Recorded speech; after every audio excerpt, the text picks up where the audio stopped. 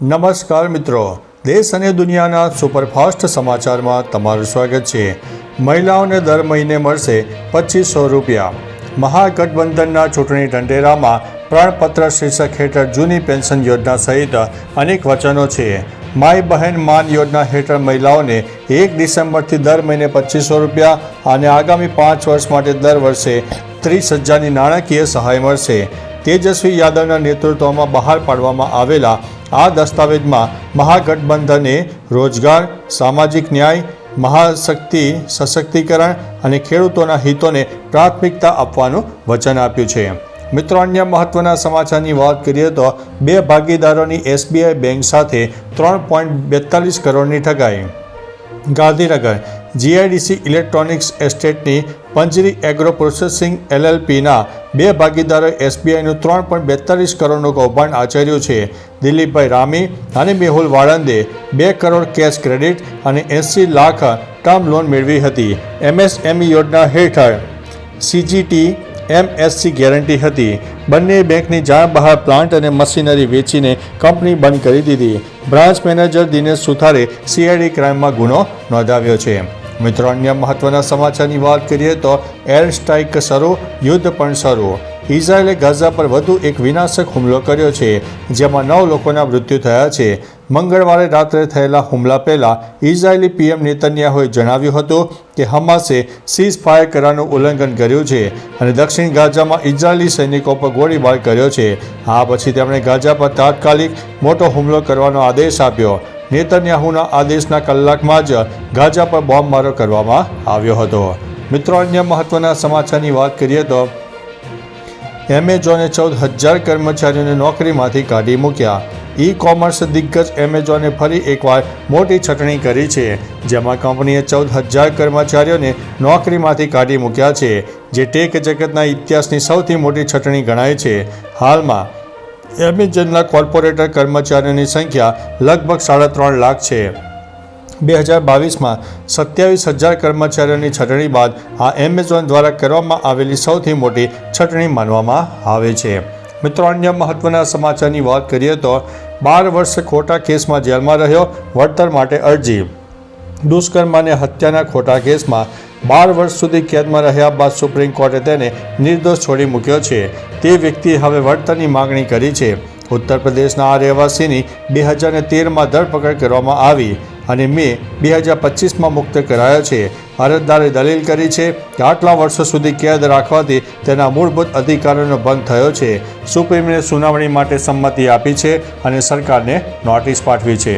મિત્રો, અન્ય મહત્વના સમાચારની વાત કરીએ તો વાવાઝોડા મોન્થાએ મચાવી છે તબાહી। ચક્રવાત મોન્થા આંધ્રપ્રદેશ અને યાનમ કિનારે પાર કરીને બુધવારે સવારે ઓડિશાના ગંજમ જિલ્લામાં ગોપાલપુર બીચ ઉપર ત્રાટક્યો।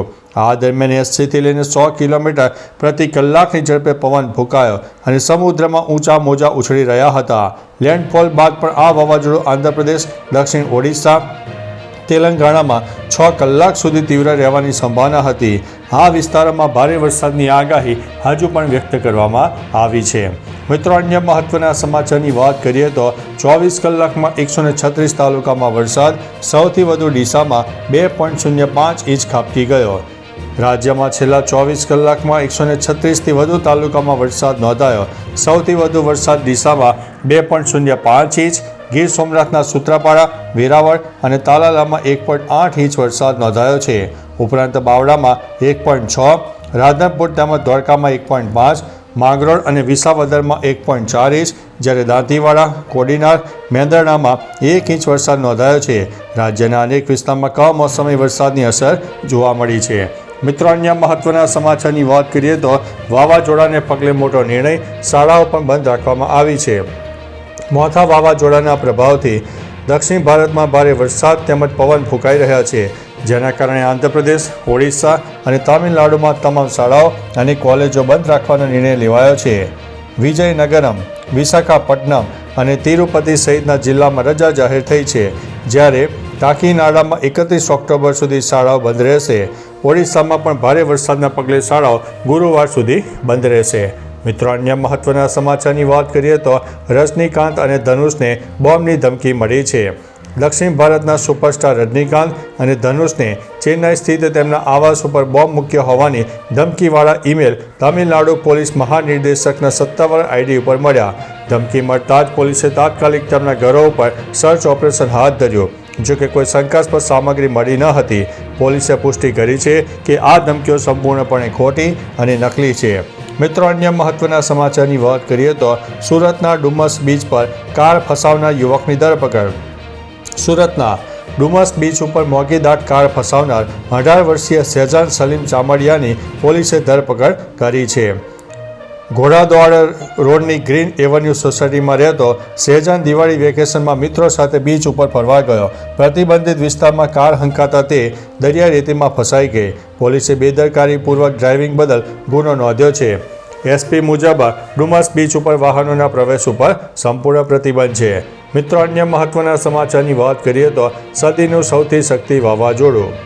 કેરેબિયન દેશ જમૈકાના દરિયાકાંઠે સદીનું સૌથી શક્તિશાળી વાવાઝોડું મેલિસા ત્રાટક્યું છે, જેની ગતિ આશરે 300 કિલોમીટર પ્રતિ કલાકની ઝડપે નોંધાઈ છે. યુએન દ્વારા શ્રેણી 5નું ગણાવાયેલું આ વાવાઝોડું અત્યાર સુધીમાં જમૈકા, હૈતી અને ડોમિનિકન રિપબ્લિકમાં કુલ 7 લોકોનો ભોગ લઈ ચૂક્યું છે. ભારે વરસાદને કારણે ભૂસ્ખલન ઉપરાંત પૂર જેવી પરિસ્થિતિનું નિર્માણ થયું છે, જેના પગલે ક્યુબા અને જમૈકામાં 6 લાખથી વધુ લોકોનું સ્થળાંતર થયું છે. મિત્રો, અન્ય મહત્વના સમાચારની વાત કરીએ તો હાલોલ શામળાજી હાઈવે પર ભયાનક હિટ એન્ડ રનની ઘટના બની. મહીસાગરના હાલોલ શામળાજી હાઈવે પર ભયાનક હિટ એન્ડ રનની ઘટના બની છે. નશામાં ધૂત કાર ચાલક મનીષ પટેલે બાઇક ચાલકને ટક્કર મારીને તેની બાઇક સાથે 3 થી 4 કિલોમીટર સુધી ઢસડ્યો. અન્ય વાહન ચાલકોએ કારને રોકીને પોલીસને જાણ કરી હતી. આરોપી લુણાવાડાનો વતની અને વડોદરામાં શિક્ષક તરીકે ફરજ બજાવે છે. બાઇક પર સવાર 2 વ્યક્તિ ગંભીર રીતે ઇજાગ્રસ્ત થયા છે. તો ચાલો મિત્રો, ફરીથી દેશ અને દુનિયાના સુપરફાસ્ટ સમાચાર લઈને મળતા રહીશું. ત્યાં સુધી અમને રજા આપશો. નમસ્તે.